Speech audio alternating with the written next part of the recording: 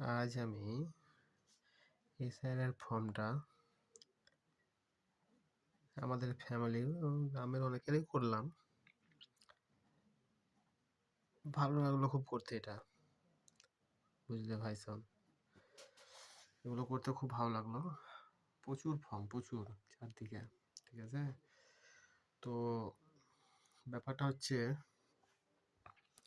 এগুলো পড়ার পর একটা জিনিস বুঝতে পারছি, শিক্ষিত হয়ে এই জিনিসটা কাজে লেগেছে।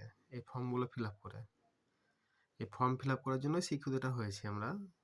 প্রত্যেকটা ছেলে, যারা শিক্ষিত ছেলে আছে, যারা চাকরি পায়নি, হ্যাঁ, কোনো নেতা মন্ত্রী এসআইআর ফর্ম এখন পর্যন্ত কোথাও বসে ফিল আপ করেনি। কোনো নেতাকে দেখেছেন?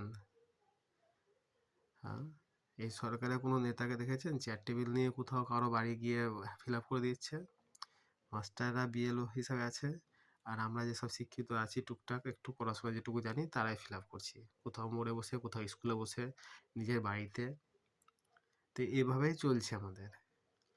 কিন্তু সরকার একটা জিনিস ভালো দিয়েছে, হাতে কলম ধরিয়েছে, চাকরি নেই, কিন্তু যাদেরকে দিয়েছে পদ, নেতা মন্ত্রীর পদে, তারা সব মূর্খ ডাং।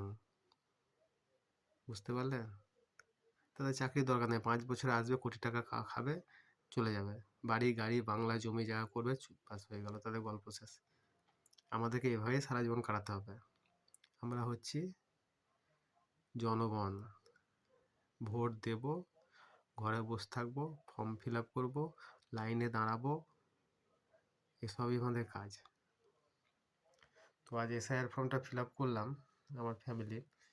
এটা দেখে নিন, 2002-এর 2025-এর হিসাবে এটা, ঠিক আছে, বাবার নামে। যেহেতু বাবার নাম 2002-এ ছিল, সেহেতু 2002-এ, ঠিক আছে। তো এগুলো করে নিয়েছি, সব কমপ্লিট হয়ে গেছে আজকে অলরেডি। আমার কিছু আছে গ্রামের, সেগুলো কিছু করে দেবো।